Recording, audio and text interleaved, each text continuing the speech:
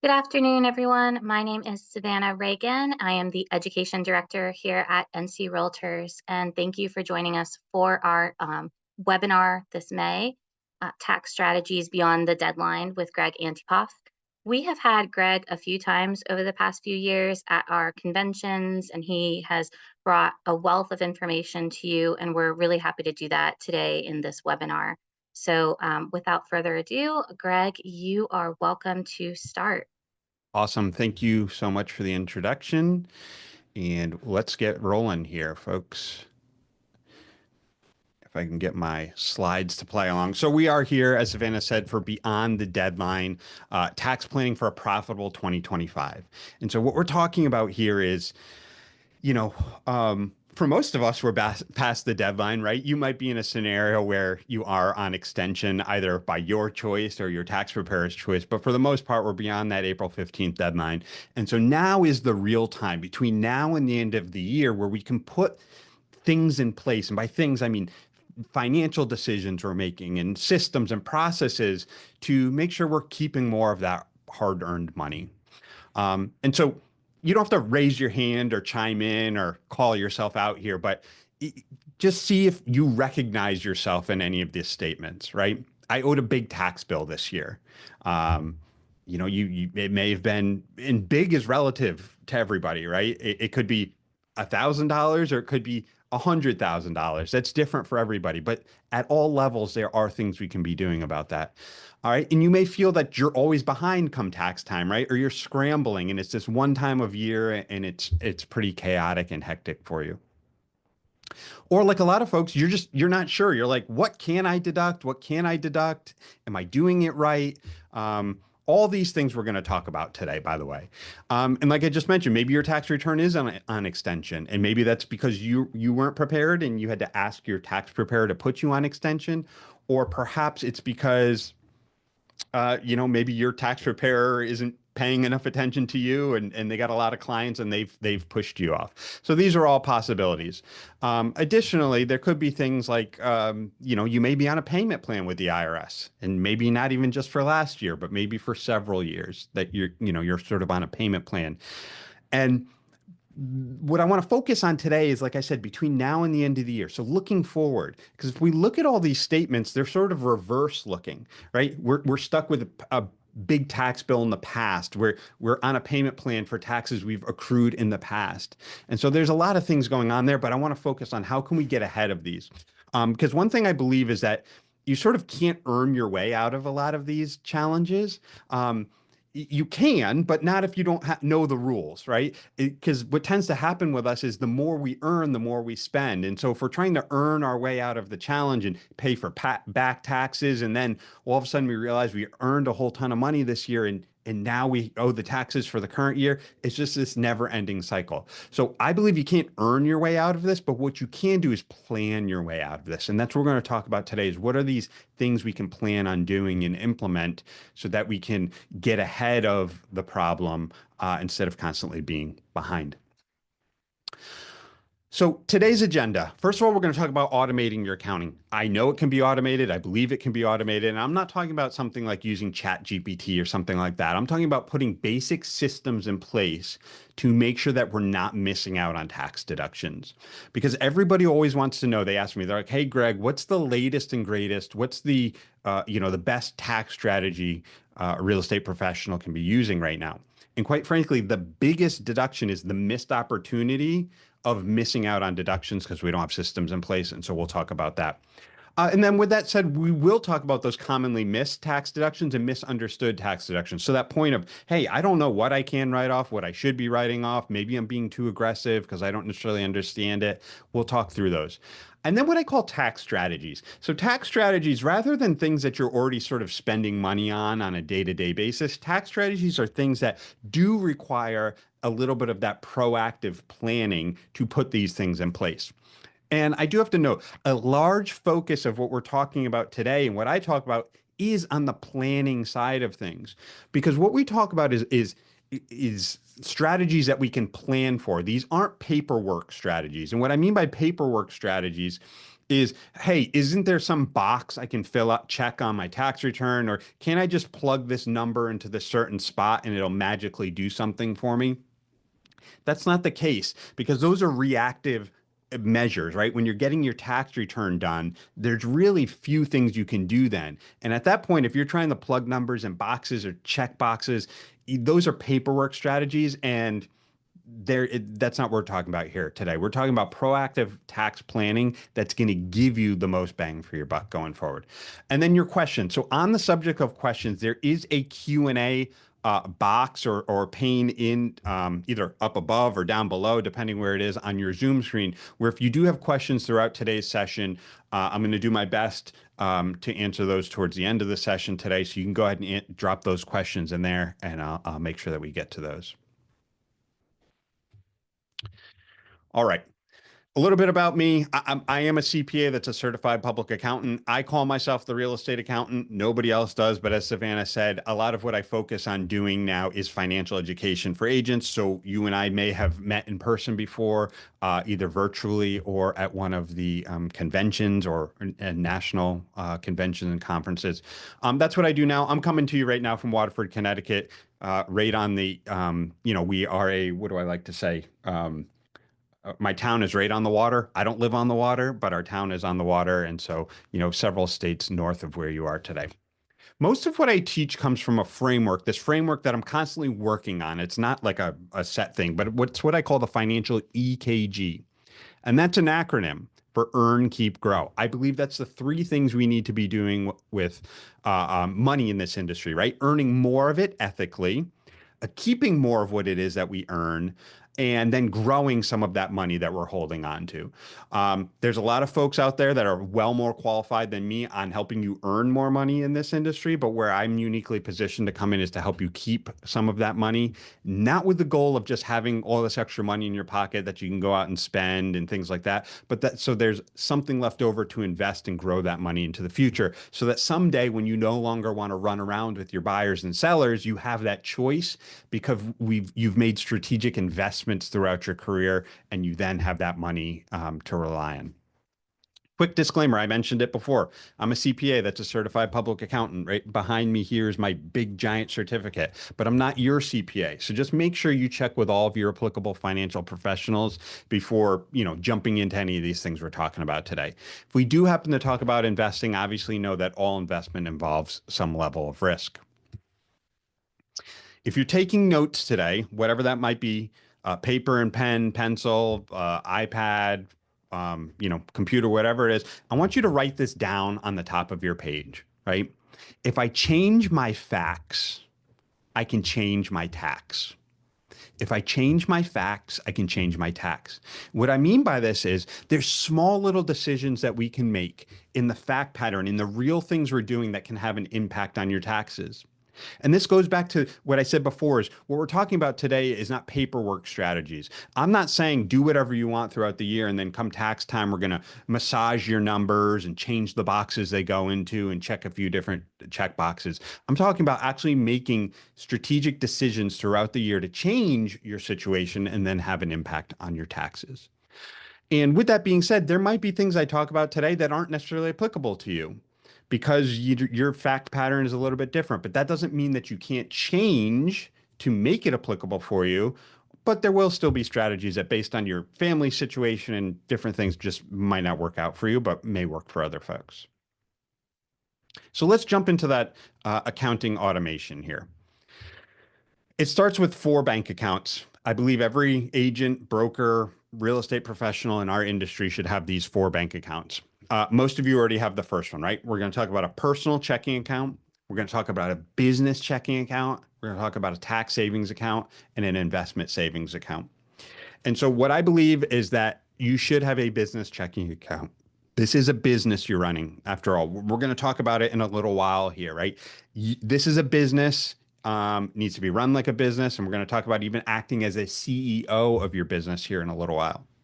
And so, business checking account, what is the business checking account used for? That's where we're going to deposit every single commission check. So, whether you get that in the form of a physical check or direct deposit, it's going into that account. Personal checking account, we're going to pay for our rent, our mortgage, our personal expenses, our groceries, things like that out of the personal checking account. Our tax savings account, this is where we're going to put money aside from each commission check for taxes. So that even if you ignore me for the rest of today's presentation, rest of today's session, and you don't want to follow any of the suggestions I make, at least next year when you get that surprise tax bill, you'll have the money already put aside for it. The worst case scenario is to get the surprise tax bill and not have any funds available to pay it. So that's the tax savings account. And then we also have the investment savings account. If there's any financial decision, if you will, or scenario where I'm most guilty of, it's not starting my investment savings soon enough. And so, what I now encourage the agents that I talk to is start that investment savings account from day one. Even if you just get or not just, but my point is your very first deal that you receive compensation on is a rental property, right? You represented a rental property. It's a very small commission, relatively speaking, to maybe if you sold a house in your market. My point is, I'm going to show you a method here in a minute of how to allocate your commission check, but right from that very first check, no matter how big or small it is, if you can get in the habit of saving for taxes and saving for investing, your future self will thank you for it. And so, what does that look like? I have this method I call the 4-3-2-1 method, and it's pretty straightforward. If you don't yet have a way of allocating your commission checks, I'd invite you to take a look at this. So, the way I look at it is 30% is going to stay in the business checking account. Let me take a step back. Every commission check we talked about gets deposited into the business checking account. We're going to leave 30% of it in there, right? 40%, as we mentioned, we're going to move that over to the personal checking account. Groceries, rent, mortgage, things like that. Personal expenses we're going to pay out of there. The 30% that stays in the business checking account, it's for what I like to say keeps the business going and growing, right? So what are the ongoing expenses that we incur in running our business, in terms of paying for different software subscriptions and dues and MLS access and all those different things? What are the things that keep the business going? That's what we're going to use that money for. And the things that keep our business growing, right? So investing in your continuing education, personal development. Maybe you purchase leads. Maybe you have other marketing expenses you have to grow the business. So that's what we're going to use the business checking account for. Any of the expenses directly associated with running the business. 20% of each commission check, we're going to move that right over to our tax savings account. Like I mentioned before, come tax time, you will have the money put aside for it. And then 10%, right off the top from each commission check, invest 10%, or not invest, but put 10% into your investment savings account. And the reason I say that is we're not going to keep the money in this investment savings account. This is just a holding pool. Once a month or on some normal cadence, whatever is appropriate for you, we're going to move the funds out of that investment savings account and into somewhere where you can invest in whatever it is you're interested in investing in. So whether that's stocks, bonds, mutual funds, whatever it might be, you're going to use those monies to invest in those things. Now, you could let the money build up in that account if, say, you were interested in investing in real estate. And so you let the money build up in that account to use as a down payment on your first or next investment property. So, a couple things here. Now that we have the discipline of having all of our business activity contained to one business checking account, it makes it easier come tax time because we only have 12 bank statements to go back and go through. When I mean 12 bank statements is we have one statement per month for the 12 months of the year, and it's for our business checking account. What we're not doing is what the mistake I see a lot of folks making, which is they have several different bank accounts. They're using all of them to pay for their expenses out of. They have several credit cards and they're using the credit cards, depending on the scenario, they're using different credit cards, right? So if they go to a gas station, they use one credit card because they get more points for gas stations. And when they go to the office supply store, they use a different credit card. And when they're flying, they use the Southwest credit card. And so what happens is you have all of these business transactions spread across different bank accounts and different credit cards, and it does make tax time that nightmare for you where you are scrambling and trying to figure out all of your expenses. So having the discipline of when we go to check out and saying, hey, is this a business or personal purpose, or excuse me, business purchase or personal purchase, we're going to choose the right credit card or debit card at that time. And when we swipe that, that's going to then log that on that particular bank account. And come the end of the year, we can use what I call the highlighter method. So what is the highlighter method? It's pretty fancy actually. You print out all your 12 bank statements for the year and you grab a set of colored highlighters. And now I'm dropping mine over here, right? Whether blue, orange, yellow, I dropped the pink and a whole bunch of others. But here's what happens is you pick different colors and you say, okay, I'm going to now go through and yellow is marketing expenses and blue is meals and orange is marketing. Whatever your various categories are, you can go through very quickly and highlight all of those different transactions on your bank statement and then tally all of those up for tax purposes.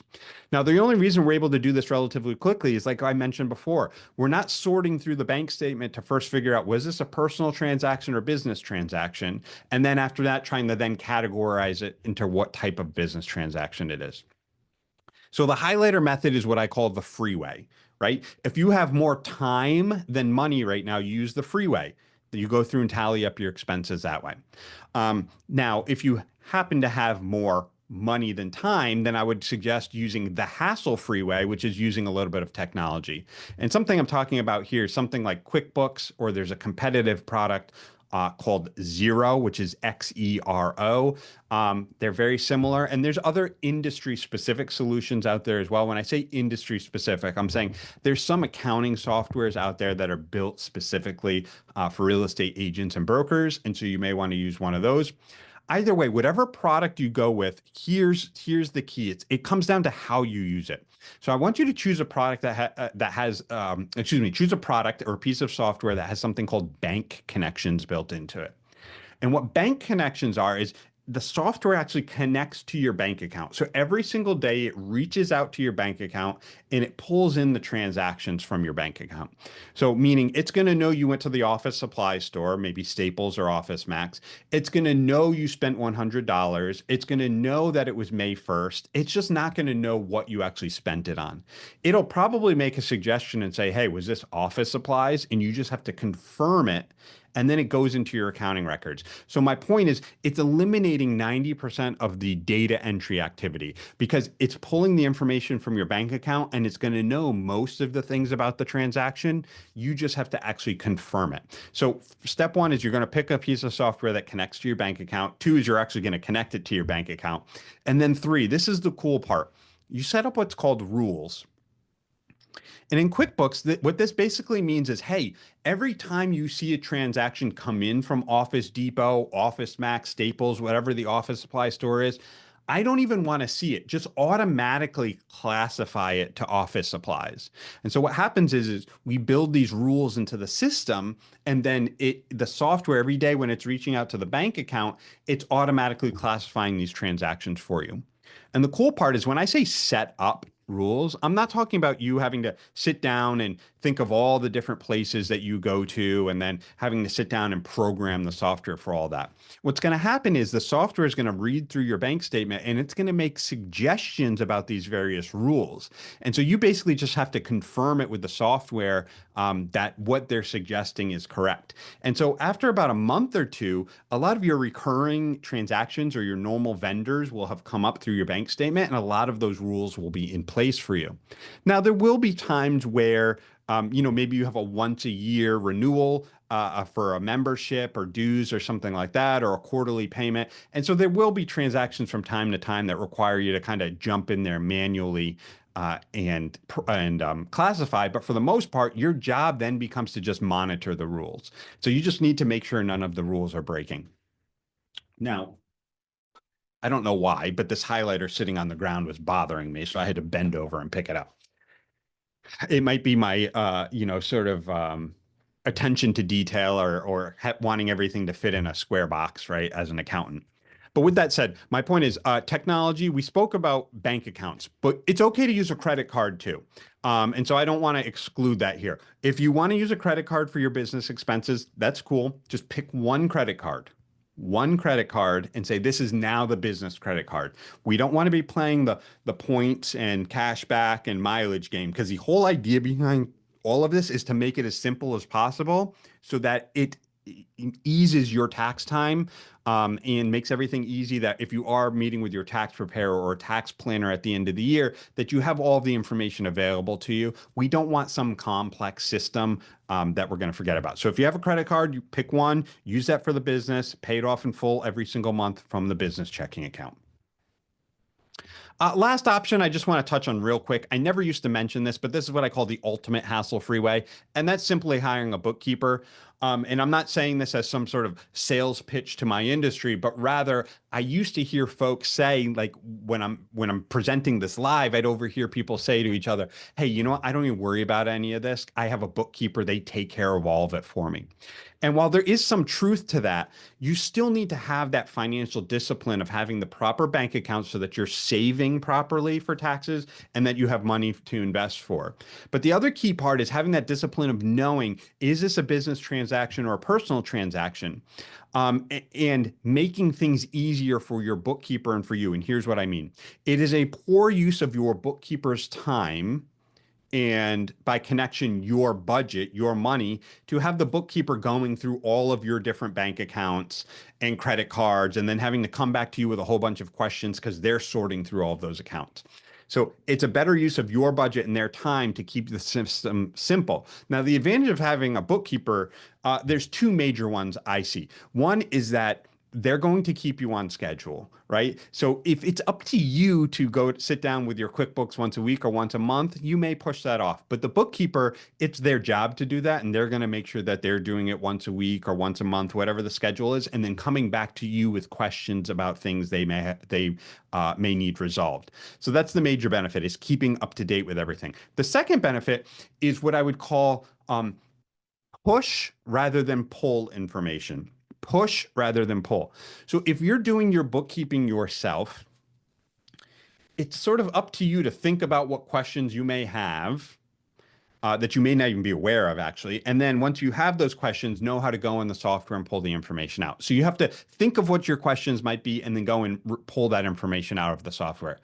So that's pulling. Now, from a push perspective, a good bookkeeper will actually push information to you. And what I mean is they may look at your books from month to month and say, hey, I noticed there was a trend where all of a sudden marketing activity dropped off, or maybe professional photography. I'm no longer seeing professional photography.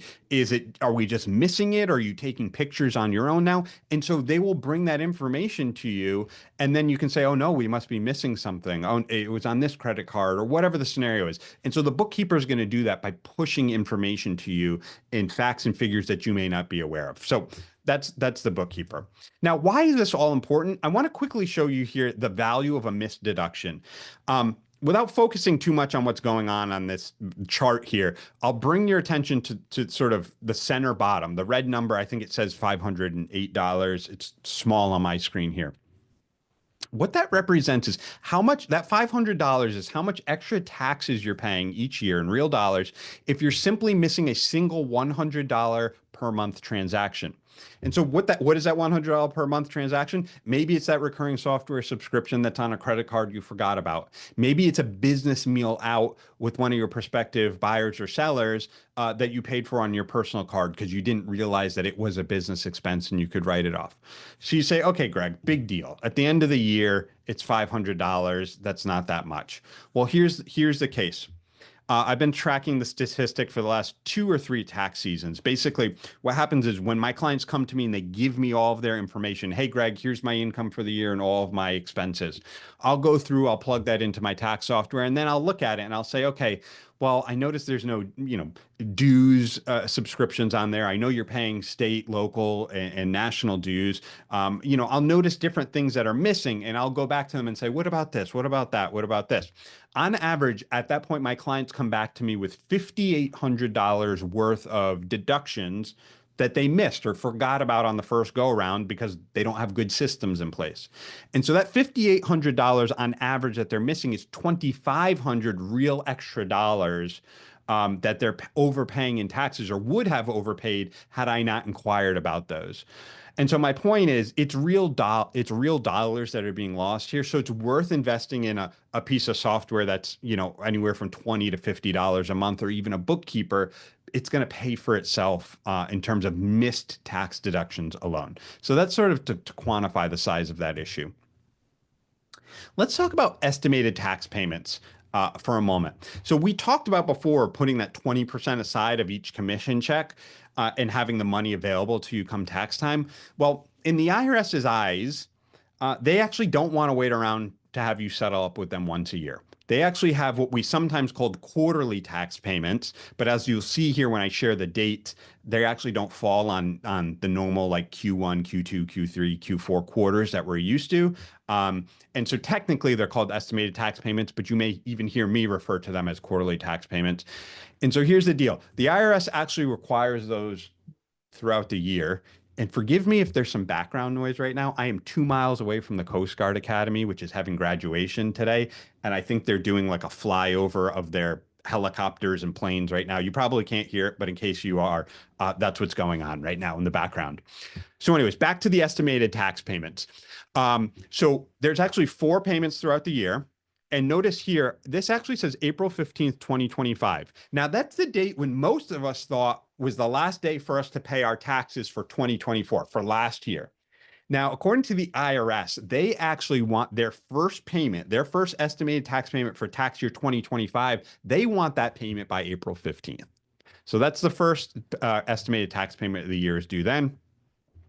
So we're coming up here less than a month away from the second quarterly tax payment or estimated tax payment of the year, which would be due June 16th, typically June 15th. But without looking at my calendar right now, there's some sort of holiday or something on that, or weekend, something on that date. So it falls on the 16th. September 15th is when the third payment is due. And then actually by January 15th of next year is when the IRS expects to have all of your money for this year, tax year 2025. And you say, okay, Greg, well, I don't know how much to pay and how can I get that close? And I don't have the money and all these things. Well, that's why we set up that bank account structure before. That 20% you're putting aside of each commission check, when you hit each of these dates, that's when you're sending that money into the IRS. And then come tax time, we'll settle up with the IRS, meaning you may owe them a little bit more, they may owe you a refund, but either way, we're a lot closer than having that big tax bill come April 15th. So the interesting thing here too is, um, these dates, or what do I want to say? You're not going to go to jail here. That's always the concern. People go, well, I've never heard this before. Am I going to jail? I'm not paying my taxes on time. You're not going to jail. That's not going to happen. But here's what is going to happen. You're paying unnecessarily interest on the money, being the fact that the IRS hasn't received it by those dates. And currently it's 7%. So just like mortgage rates are up, interest rates on what the IRS is charging you is up too. It's down a little bit. Last year was 8%. We're currently at 7%. They adjust it every quarter. But here's my point. You're not going to go to jail for not paying these, but you are going to incur a little bit of interest for not having paid them throughout the year. Now, in the past, we never paid a lot of attention to this because interest rates were so low that it was minuscule if you didn't pay your estimated tax payments throughout the year. But now with interest rates being charged by the IRS of 8 and 9%, or excuse me, 7, 8, and almost 9%, folks are noticing a larger tax bill now, and that's why this is showing up and we're paying more attention to it. All right, let's jump into some of the commonly missed and misunderstood tax deductions. So we're going to talk about meals and entertainment here real quick. Entertainment currently is no longer tax deductible. This was part of the Tax Cuts and Jobs Act of 2017, or the Trump tax cuts. The reason I'm mentioning this right now is a few reasons. A lot of what we're talking about right now are laws and rules that were adjusted or put in place back in 2017. The reason this is important is because a lot of these changes are set to expire either this year or next year. There's a lot of things that are going away. And I mention this because currently Washington, D.C. is busy and they're trying to pass a new tax bill right now. But even if there is no legislation or changes down in Washington, D.C. to our tax bills, there are things that are going to, by default, change or revert to back the way they were at the end of this year and next year. And so the entertainment is one of those deductions. And so entertainment, when we talk about entertainment, what are we talking about? We're talking about taking your clients out to a professional sports game. We're talking about taking a client or vendor out to play a round of golf. We're talking about taking a client out to, like think of like a Broadway type show, right? Like a production show. All things that you may do to generate leads and nurture your clients in your business, but just know that there's no tax deduction for that. So that's the first thing when it comes to entertainment. But what I do have to say is if there is any meal portion of that entertainment, so if you go to the professional sports game, any of the beer and hot dogs you eat or drink, you still get a tax deduction for that. If you go to the show with the client and you get some snacks or a glass of wine, you can still take a tax deduction for that. And if you go out for the round of golf and the beverage cart comes around and you get a snack, or you go to the clubhouse after that round of golf and have a meal, that portion of the event is still tax deductible as meals, but the underlying entertainment portion of it is not. And so by that, I mean the tickets to the game, the tickets to the show, the green fees you pay to go out and play that round of golf, those are not deductible, but all of those other surrounding meal components of it are. So a couple things. Um, First of all, I have this picture here of seemingly a real estate agent sitting and eating by themselves. And so my number one rule is that agents and brokers, you should not be eating alone. And not just because you're losing out on a tax deduction, which we'll talk about here in a minute, but secretly, a lot of the stuff I talk about here in my presentations, I sort of lure you in saying we're going to talk about tax strategies, but it's really income generating activities in your business as well. And so here's my point. There's things we can be doing in our business to help us earn more money in our business, right? Going back to the earn, keep, grow framework, they can help us earn more money in our business. And therefore we're rewarded by the government in the form of a tax deduction. And so it's not just getting the tax deduction to get the write-off. It's what activities can we be doing in our business to generate more money in the business, earn, keep, and grow more of the money. So when you eat alone, you're missing out on the opportunity to sit with your broker and talk about your 2025 marketing plan, right? That's going to lead to you making more money in your business. You're missing out on the opportunity to go out with a fellow agent from your office or even another office and build that rapport so that the next time when you're across the table trying to put a deal together, maybe you guys, because you have that rapport, can now get that deal put together for your clients. And there's a mutually beneficial outcome from that. Or even your friends, right? Your friends and family, AKA your potential buyers and sellers, right? When you're going out to eat with them, you should be talking about the state of the market. What are their plans for their current home, right? Are they interested in investing or purchasing an investment property? And so those are all missed money-making opportunities when you're sitting and eating alone. So let's talk about the technical stuff a little bit. If you do go out and meet with a potential client or a vendor of yours, you get a deduction. It's a 50% deduction. If you go out, if you have an employee, right, maybe you run a brokerage, maybe you have a bona fide team member like a transaction coordinator or marketing assistant on your team. If you take those out, there's a 50% deduction. Travel meals. Travel meals are 50% deductible. Now, there's a separate category here because technically this is the only time you can go and eat by yourself and get a tax deduction for it. So, for example, maybe you travel to the National NAR convention that's coming up, I believe, in Houston, Texas, later this year. When you travel there, you could travel by yourself, and any of the meals you have along the way or while you're out there, you get a tax deduction for those. So, those are travel meals.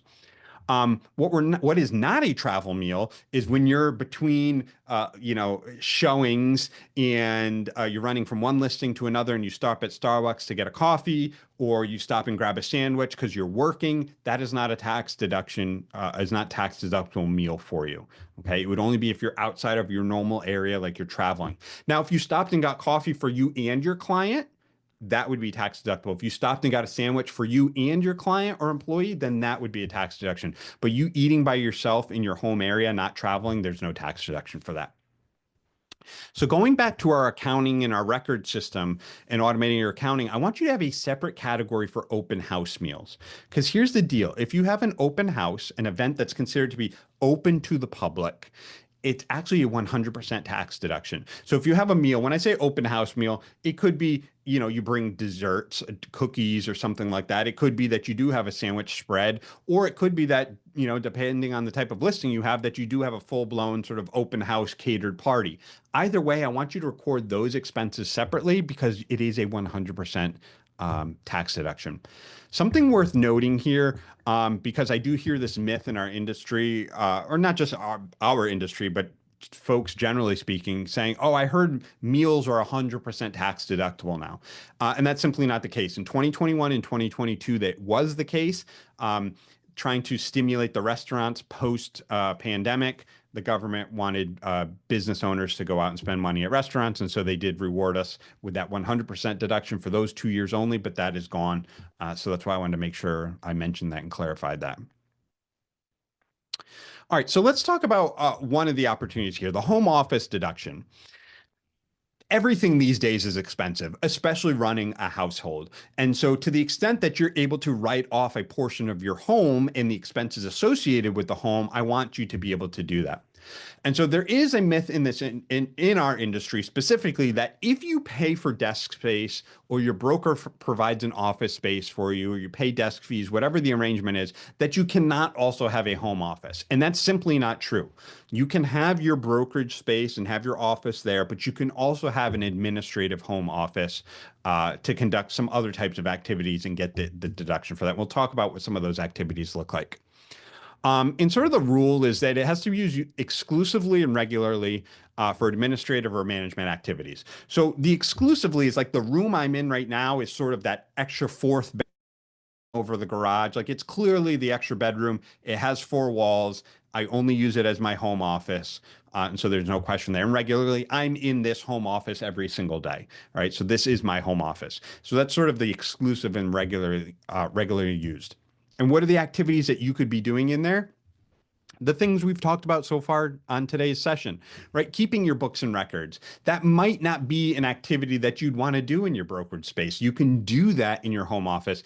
Same thing, like maybe you want to have a phone call with your accountant, your tax planner, your financial advisor, whomever your team of professionals are, and have those financial conversations. Those might not be appropriate in your brokerage setting. So those are things you could do at the home office. Um, no personal use allowed. This is the rule that makes a liar out of all of us. Basically, what I mean is it has to be exclusively used for business. But what can I tell you? Do I, from time to time, not me, but maybe my wife, I should say, prints out return labels for Amazon from my printer? Yeah, it happens. Do I keep my personal financial stuff in my office? Yes. But I would say 99% of the time for me, I'm in my home office. It's for that business use. So, what are the things we can deduct? You can deduct what's called the simplified method. It's pretty straightforward. Up to 300 square feet, you get to deduct $5 per square foot. That's assuming your office is that large. Now, if you're in a room like I am and it's maybe roughly 10 feet by 10 feet, 100 square feet, you would get a $5 per square foot deduction. So that would be a $500 tax deduction you're entitled to. And you can use that for up to 300 square feet. We call it the simplified method because there's really no record keeping requirements. There's nothing you have to keep. Now, I will say, regardless of the method you use for your home office, the one thing I would do is I would take a picture of your home office. And here's why. If the IRS were to come and question whether you actually had a home office or whatever the scenario might be, it's going to be 2 or 3 years from now. And my point is that extra bedroom, that room over the garage may have changed, right? This extra bedroom may become a nursery. You may not even live at the house you're in anymore. And so my point is we just kind of want to have that documented picture or few pictures of, was it actually a home office? What did it look like? What room it was? So although there is no formal record keeping requirement, that's sort of a best practice that I recommend. So that's one method. The other is the actual expense method. And so this gives us the ability to write off a portion of the actual expenses associated with running the house. Right. So our mortgage interest, our rent, right? Another myth in our industry is that you cannot use a home office deduction if you rent your property. And that's not the case, whether it's an apartment, a house, whatever it is, even if you're renting, you're entitled to the home office deduction, assuming you use it regularly and exclusively as a home office. Now, so all the expenses, insurance, utilities, repairs, and maintenance. So all of those things you can write off. And there's something in there, depreciation. Now, I'm not going to go too deep into what depreciation is during today's presentation, but essentially think of the ability to write off a portion of the purchase price of your home every single year. That's essentially how depreciation falls into the equation here. Now, for things what we call indirect expenses. So think of indirect as um, things we can't directly attribute to the home office. For example, electricity. There's no way for us to know which electricity or how much electricity was specifically used for the home office. So what we do with all of these indirect expenses, we take the total bill and we take the square footage of our house relative to the overall house. So in the example we've used so far is I'm in a 10 by 10 home office, which is 100 square feet. And let's say I'm in a 1,000 square foot house total. That would mean that my home office represents 10% of the overall home. So in that case, I would use that 10% and say, okay, I get to take a deduction for 10% of the interest and 10% of the utilities and 10% of the repairs and maintenance on my property throughout the year. So that's how we determine how we get a write-off or a deduction for those indirect expenses. Now, there's also things called direct expenses, and you're able to take a deduction for these in full. So, some examples of direct expenses for your home office might be maybe window coverings, right? I have a window here and I have curtains there. So, those curtains are specifically for the home office. That's a direct deduction. The painting of the home office, right? I pay the painter directly to paint this home office. I didn't lump that expense as a maintenance expense with the painting of all of the rest of the house, where then I would have gotten a small percentage of it. So 100 of the percent of the cost of painting the home office here gets deducted as a direct expense. So those are the examples there.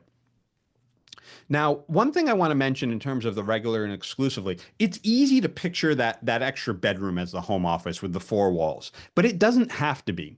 It could be, or well, let me talk about what it isn't. So what it's not is the kitchen table. You say, but Greg, every night after the kids go to bed, I sit down on the kitchen table, I open my laptop, I go through my emails, I do MLS listings, like that is my office. And while I don't disagree with you, you do use it regularly every single night. It's not exclusively used for business. And what I mean is that kitchen table is used for mealtime, it's used for family game night, it's used for a bunch of other purposes. So it would fail the exclusivity test. So it's not the kitchen table. But it also does not have to be the four walls. An example sticking around in the kitchen could be that coffee bar you have, right? That little 2 foot deep area by 3 foot wide where some people put their coffee machines and things like that. It could be the area where you keep your laptop set up and you have a printer there, whatever it might be. And that's the little exclusive area that you use for your business and you use it on a regular basis. And so you go, okay, Greg, great. So I have this 6 square foot office, right? That I get $5 per square foot. So I get a $30 deduction. Big whoop-de-doo. Like why is that important? And here's why. When it comes to the vehicle expenses, the hidden benefit of having the home office is that it is now a business location. And because it is a business location, that means that every time you leave that home office and go to another location, it is a business trip. So let's take a step back here and say, well, what if we didn't have the home office? If we didn't have the home office, the IRS has something called commuting mileage. And as you can see here, we get a 0 cent or $0 deduction for it. And what commuting is, that would be your first trip to your brokerage office for the day. It would be your first drive to your listing appointment. It would be your first showing of the day when you're running around with your buyers. Those first trips of your day leaving your house would not be tax deductible because it's considered commuting. You're commuting to your place of work. Now, again, the hidden benefit is if we establish that home office, it is now a business location. So your commute essentially becomes, from your bedroom to your home office or from your kitchen to your home office. So then every time you drive and leave your home and go to your brokerage office, your team space, the first showing of the day, the listing appointment, those then become business mileage deductions. And I do have to clarify one thing on this slide. It says here business mileage is 67 cents per mile. That was actually the 2024 rate. The 2025 rate is 70 cents a mile. So what that means is for every single mile you drive for business purposes, you get a 70-cent deduction for that. So if you ran around with your buyers this weekend and did 100 miles going between all the showings, That's a $70 deduction you're getting for those 100 miles that you drove. So, anyways, there's several mileage rates, but basically anything that's commuting or personal, right, you don't get a deduction for. There's something called medical mileage. So, if you're traveling for medical purposes, there's a deduction for that, and same thing for charity. Not going to, for the sake of time, not going to drill down on those too much. But here's the cool thing: in addition to being able to get that 70 cent per mile deduction, you also get to deduct any loan interest you pay on the vehicle. Right. So if the vehicle's financed, loan interest, and same thing if you have property taxes in your community that you're paying for your vehicle, you get to deduct those um, in addition to the mileage rate. Alternatively, just like the home office, you can choose to go the actual expense route. And so there's a whole bunch of things that you can deduct associated with that. And here's what I mean: all the actual expenses, right? So the actual fuel you put in the car, the actual charging if it's electric, electric vehicle, the maintenance, the oil changes, the insurance, any costs associated with the vehicle you get to deduct, and also something called depreciation. So this is the way we write off the purchase price of the vehicle. Typically, that purchase price is spread out over 5 years. So we get a little bit of a deduction each year for 5 years. Or there are certain scenarios right now where, depending on the vehicle size and how much you drive it and how much it weighs, where you could potentially write off a significant portion of that vehicle in the first year. And so if you sort of get your tax advice from social media, you may see things on there like that say go out and buy a Range Rover or a Mercedes G-Wagon. They're sort of selling you on these ideas that if you get these heavy SUVs, these luxury SUVs, that you can get a big tax deduction in the first year. Now, while that's true, it might not be the best financial decision to go out and buy $100,000 or $150,000 SUV to simply save $20,000 on your taxes. Financially speaking, it doesn't make sense. So, and the way that we are able to take those expenses is they're deductible based on the percentage of business use, similar to the home office. So, if your vehicle was used, half the time for business and half the time for personal, well, then you'll get to deduct half of all of these expenses here listed on the screen. The bad news for everyone is you have to keep a mileage log. That's what I'm holding up right here. The mileage log. It doesn't matter if you do the actual expense method or the standard mileage method. The only way to prove how much you drove for business or personal is to keep the mileage log. We used to not have to do this in the past. When I say not have to do it, it was always required. But the thing is when we'd explain to an IRS auditor that it would be too burdensome for you to have to fill out these lines every single time you drove somewhere, that essentially, as a real estate professional, you're driving all the time, you'd be spending so much time doing the mileage log that you couldn't actually do your job. My point is, so in the past, they would say, don't worry about it, forget about the mileage log. We know it's too burdensome. But my point of saying all this is there's now mileage tracking applications. They run on the background on your phone. And if you have questions about specific ones, I'll mention, I'm happy to talk about those at the end. But my point is the IRS is no longer buying the excuse that it's too burdensome because the technology now exists to keep those mileage logs. And so they're requiring those. They've always required them, but they're much more strict on that. A few commonly missed tax deductions, and then we'll get into some of the actual strategies here. Commonly missed deductions, your cell phone bill. I see this gets missed a lot because a lot of times we're paying for the cell phone bill on your personal credit card or personal bank account because maybe you're part of a family plan or something like that. So make sure you're identifying how much you pay for your cell phone and what percentage business use that is for you, and so that you're not missing out on that tax deduction. Same thing with the home internet bill. I don't want you to lump that home internet bill in with all of your other utility expenses where you only say get a 10% deduction for that. I want you to reasonably estimate what your home internet use is, and it's different for everybody. My point is if you're a single professional, chances are when you're at home and you're working, it could be 90% business use because maybe you use the internet the other 10% of the time to catch up on a TV show or something like that. So it's a high percentage business use. Now, the inverse of that, maybe you have a house full of teenagers who are streaming video games and watching TV on Netflix and things like that. Your percentage business use might be much lower because the majority of the internet is being used for all these other activities. So it's different for everybody. So just reasonably estimate that. Something I see becoming more popular is using these sort of digital payment applications on your phones, something like Zelle, Venmo, Cash App, or PayPal transactions. There's nothing wrong with using these. It's just how they're being used that I'm seeing issues come up with. And my point is, what's happening sometimes is these apps are linked to your personal bank account. So transactions are getting, business transactions are happening in these apps, but we're not seeing it hit that business bank account. So those transactions are getting missed. That's the first challenge I see happening. And the other challenge is that a lot of times folks have a balance built up in some of these accounts, right? Maybe you went on vacation with your family, and maybe your sister reimbursed you for the Airbnb, and maybe a friend sent you money for when you went out and had a meal together. And my point is you have some money already sitting in these accounts. So when it comes time for you to pay your photographer or pay your transaction coordinator or marketing assistant, whomever it might be, when you're paying them, you're using an available balance that you already have in one of these apps to pay them. And so you're kind of using personal money to pay them. And there again, we're missing out on that business transaction. So if you're using one of these apps, there's nothing wrong with it, but make sure you have a way of capturing the transactions that are happening there. And the last two items here, health insurance, real quick. If you are paying for health insurance as a self-employed person, you're entitled to a tax deduction for that health insurance. And then the last point I want to make here is around charitable contributions versus advertising expenses. Um, There might be organizations that you donate to where if you kind of change the way you're donating or contributing that funds to them, it could result in a much higher deduction for you. And the whole idea is we're all entitled on our tax return to get a deduction for charitable contributions, but depending on a whole bunch of factors, you may or may not actually realize that on your tax return, realizing meaning you may actually be able to take advantage of that or not. Although you're entitled to it, you may not necessarily have tax savings for it. However, if it's an advertising expense, then it does reduce your business income and you will see a reduction in your taxes for that.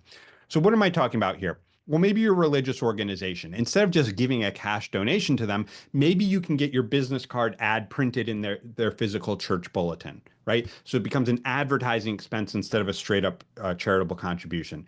At the end of the day, the organization is still getting your money and they're still happy to for that. But based on the type of transaction you do, you may see a bigger tax deduction for that. Same thing holds true with maybe there's an organization in town that's having a golf tournament. Rather than just giving cash to that organization, you can sponsor one of the golf holes. They'll put a sign out there for you. Now it becomes an advertising expense.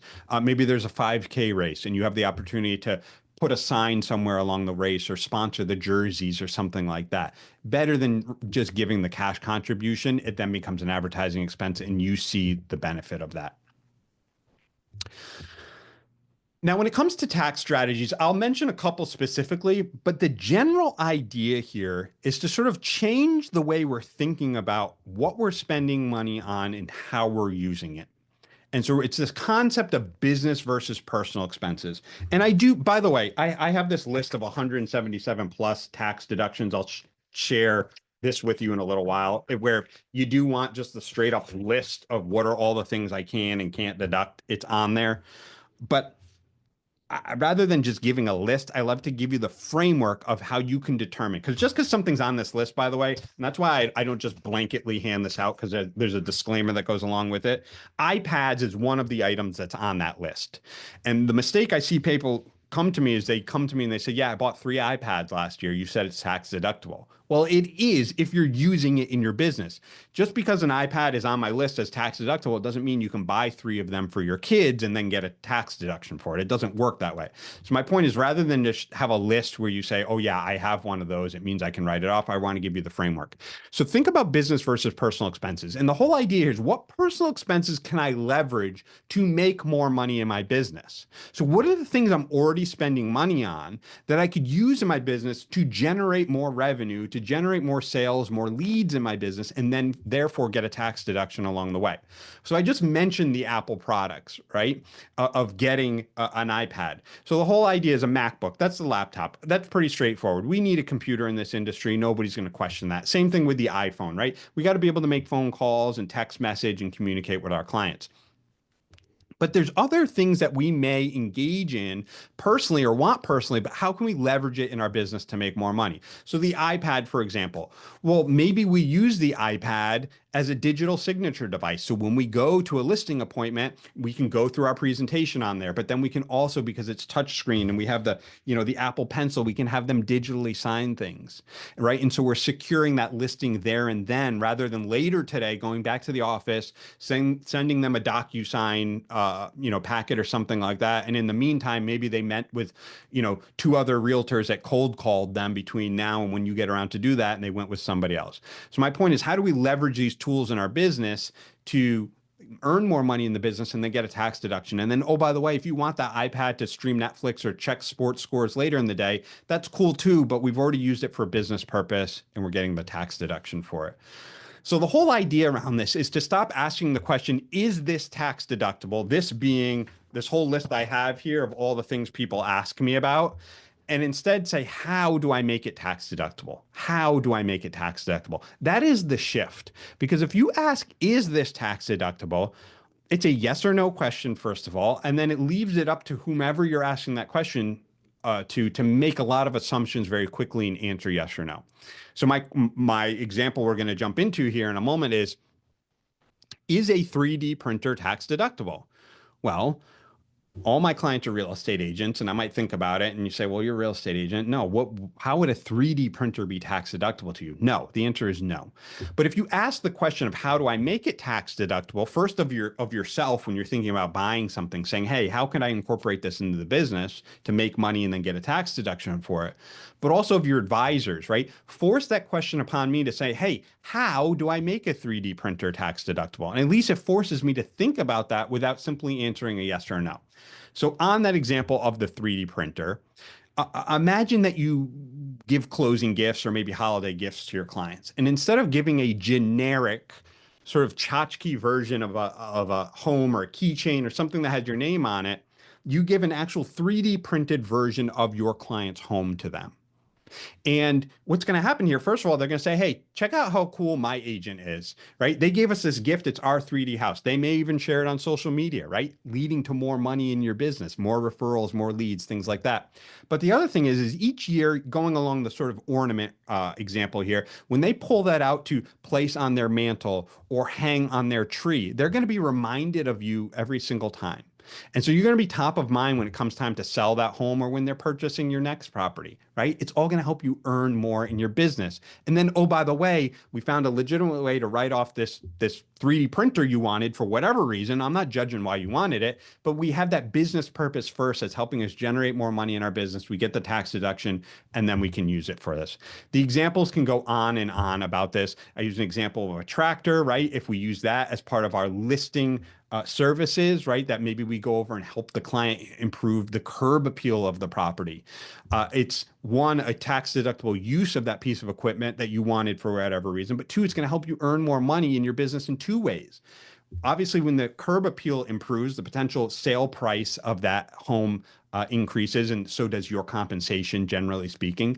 But also, you're securing more listings than other agents because you're offering a service that nobody else is offering. And so, with that being said, there's a couple other things that I want to jump into real quick. One that comes up often is, hey, what about paying family members? And my question to you is, what are your kids doing for you in your business, right? Are they helping you in the office, right, with cleaning, shredding papers, stuffing envelopes? Maybe perhaps taking pictures of receipts with an iPad that you bought them to take pictures of receipts for you. What about at open houses, right? Are they coming with you to set up and serve food and hang signs and things like that? Social media, right? What about, are they doing your website for you, your videography, photography? What are your kids doing for you in your business? And my point is like any other employee, if I were to help you out with any of those things in your business, I would expect to be compensated for that, just like your assistants or coordinators might be compensated for those. Now, when it comes to our kids, we magically say, you know what? We feed them, we put a roof over their heads, good enough. And I get it. That's true. But here's the deal. There's actually a tax benefit to you employing your family members. Without getting too fancy in the chart here, the whole idea is in 2025, there's something called a standard deduction, and it's $15,000. For any taxpayer in the United States, the first $15,000 you earn, you pay 0% federal income tax on that money. That means a child of yours in this example could earn up to $15,000 and they don't pay a single dollar of taxes on that money.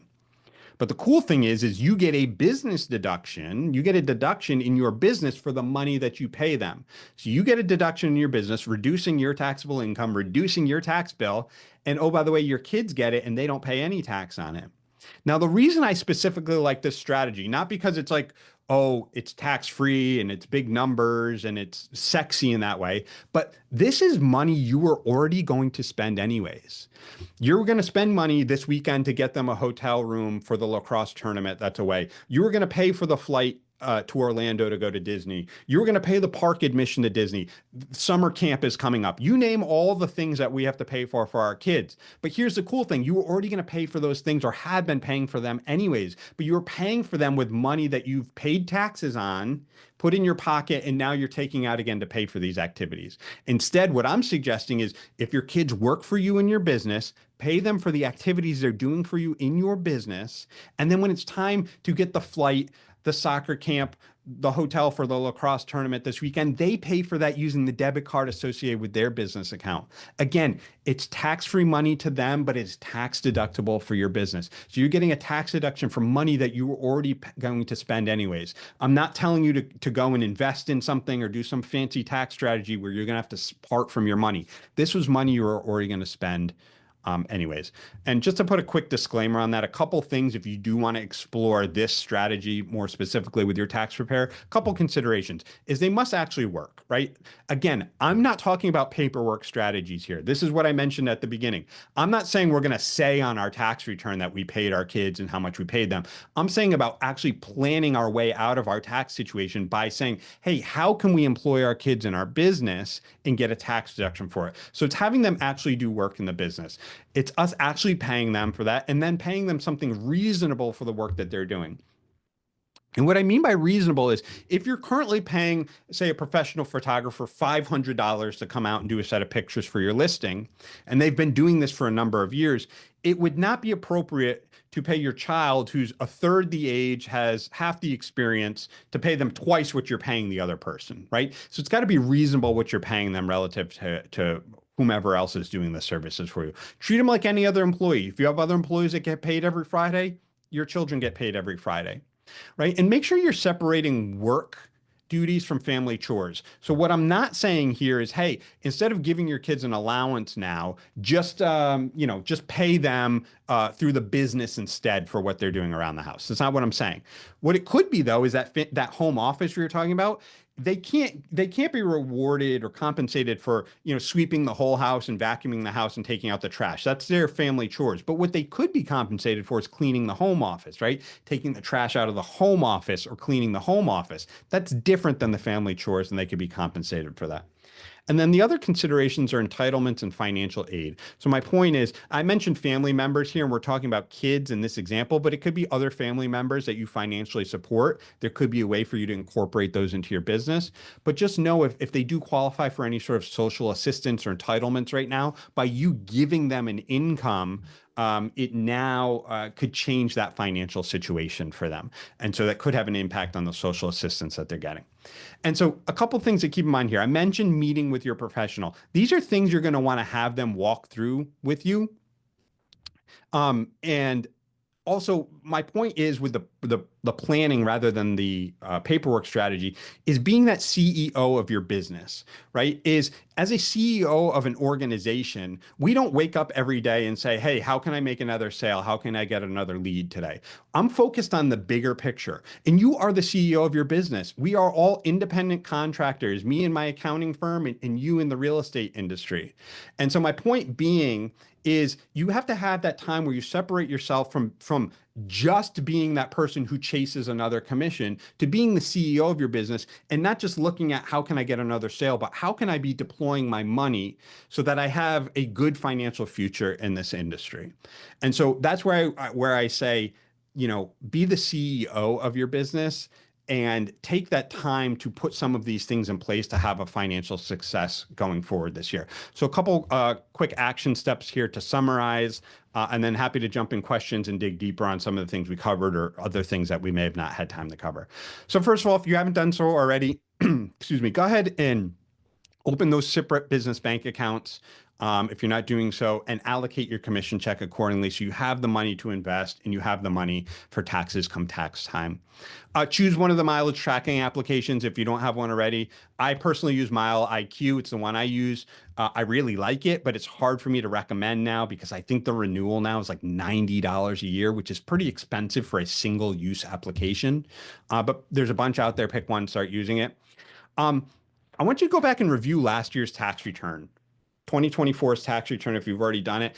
But now look through it as a plan through your planner's eyes, meaning, hey, what were the missed opportunities I had where there were deductions I could be taking? Or what were the things I've spent money on personally? How can I leverage those in my business now to have a better outcome on my tax bill so that next year I'm not looking back and saying, oh, wow, I had a big tax bill this year. Or, oh, wow, it was crazy and hectic and I had to scramble for tax season again. So I don't want that for you going forward. Pick one or two of the strategies we talked about here or that you identify on your tax return this year and go ahead and put those in place. Don't try to do all the things. It will become overwhelming and you won't do any of the things.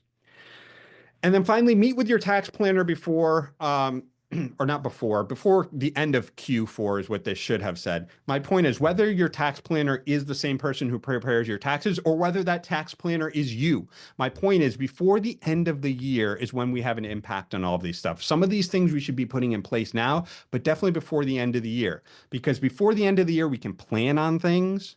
After the end of the year, we're simply filling out paperwork, right? We're doing that paperwork planning, which is basically no planning, and we're looking backwards, and there's not much we can do there. So between now and the end of the year, get some of these things in place. I mentioned if you want, we're going to go to questions here in a moment. I'll look through what's in the Q&A window. If you have a question, go ahead and log it there. If you want to connect with me, Instagram is the place to do that. I share tax, accounting, and finance tips specifically for real estate agents and brokers over there. You can check out the content. If you have any questions we don't cover here, you can go ahead and send me a message over there as well. So I'd say just give me a moment here. I'm going to start looking through a handful of questions. And I do want to be respectful of your time. I know we are running over. If you do have to jump off, this is recorded. So you can come back and hear anything you may have missed today or any of the responses to the questions.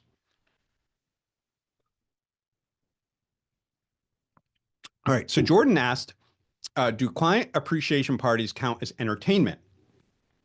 And I apologize because it looks like I'm looking off to the side of the screen because I am. So I'm going to put this in front of me here so I can look at you. Um, no, client appreciation parties, I would put in the category of advertising or marketing. The whole idea there is as long as it's not restricted to a subset of your clients. If it's open to the public, anybody can kind of show up in terms of your clientele, then I would not constitute that as entertainment. All right. Shannon asks, can I deduct my health insurance premiums I pay for my daughter or just myself? This is an awesome question, and I need to come up with something around this because this question comes up all the time. It is not just your health insurance premiums. It's whatever health insurance premiums you're paying. So it could be for your spouse, it could be for your children. Whatever health insurance your premiums you're paying, you do get a tax deduction for that. Now, here's where I have to be careful. If you're paying them, like maybe your spouse is employed and through their employer, they're already paying for health insurance and maybe you reimburse them for that or something, you would not see a deduction, a specific deduction for you for that health insurance because even though your spouse is paying for it, like it's coming out of their paycheck, the taxes is at that point they're not paying tax on that income what they're paying on the health insurance, so you're already getting a tax deduction for that because that's not showing up on their taxable income at the end of the year. So either way, if you're paying for it through a paycheck, you're already getting the tax deduction for it. But if you're paying for it out of pocket as somebody who's self-employed, whether it's you or your family members you're covering, you absolutely get a tax deduction for that. All right. Um, Jordan asks, my old CPA recommended starting an S corporation to help on taxes since income has increased so much. The next CPA I went to told me the cost of having an S corporation is high and wouldn't recommend. How do you know if this is the best move or worth it? Great, Jordan. Great question. And I'm going to give you the short of an answer as I can, but this is like a whole nother 1 hour, class we go into, at least 1 hour. But here's the idea. I would say my general recommendation is if you're profiting about $70,000 a year in an S corporation, or 70,000 in your business profit. So it's not top line. You have your gross commission, then we have any of the expenses we talked about today, and then you have what your taxable amount. If that amount is about 70,000 or more, then I would say take a strong look at an S corporation. If you're 100,000 in profit or more, definitely an S corporation be a route for you. Here's why there's different schools of thought on this. And so for those of you who don't know what an S corporation is, I'll break it down real quick. Right now, if you're not an S corporation, so if you're just operating as yourself in your own name, Gregory Antipoff, or if you're operating as, maybe an LLC, Gregory Antipoff LLC, there is no tax savings that goes on there. I am my business. Whatever money I make is taxable to me. Whether I leave it in the business bank account or transfer it to my personal account, it doesn't matter. I am the business. I get taxed on the whole amount. And one of those taxes is what's called self-employment tax. That's Social Security and Medicare. When you work for somebody else, they pay half the Social Security and Medicare, and you pay half the Social Security and Medicare. And when I say work for somebody else, I mean you were getting a W-2 paycheck. You were getting a paycheck from somebody else. You pay part of it, they pay part of it. Now, because you're self-employed, you pay the full amount of the self-employment tax, the Social Security and Medicare, which is over 15%. So let's use a simple example here. Let's say you do make that $100,000 for the year.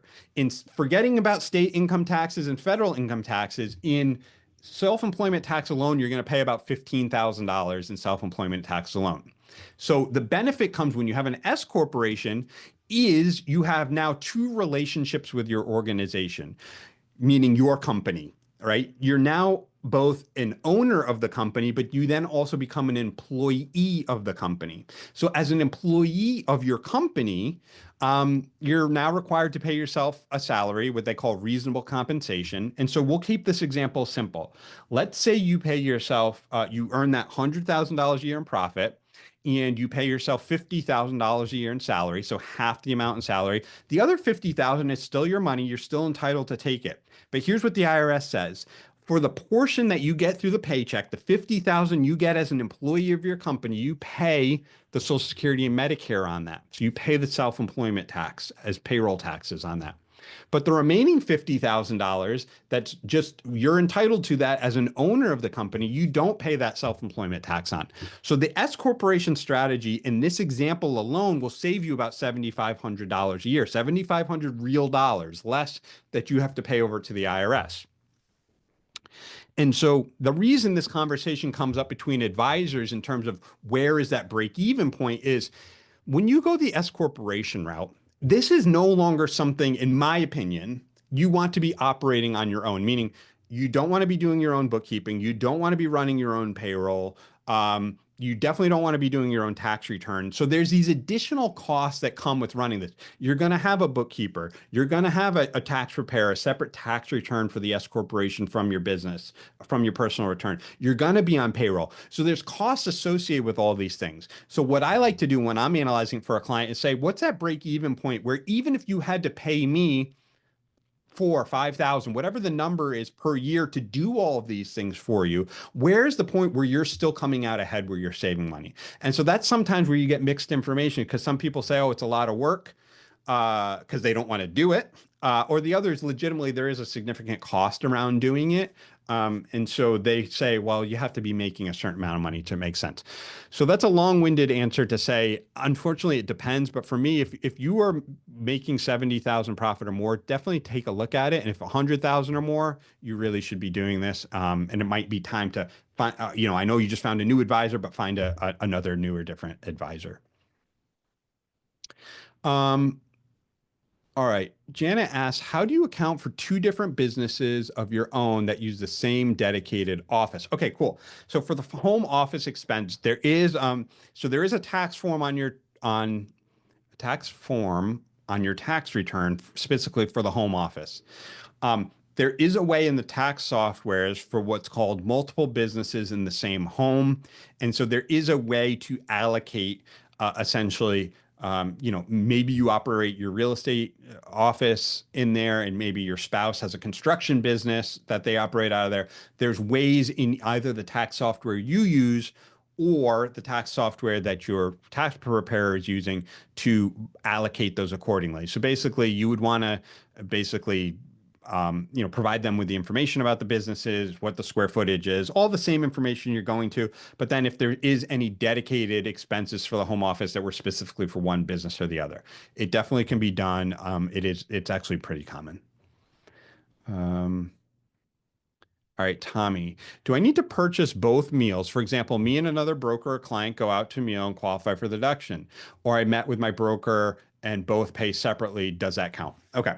So the technically there is a way where you can go Dutch, they call it, right? Where you pay your separate ways, and there's a limited scenario where that's possible. But here's what I say is it's very hard to prove, and here's why. You got to have a lot of records available, and then you're also counting on the other person that you ate or met with to also have those records. And here's what I mean.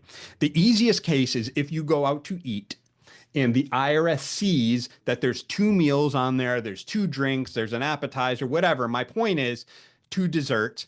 It's a lot more believable that there was somebody else there with you. What they don't like to see is that there was one meal, one entree on there, one drink on there, because to them that looks like you ate alone.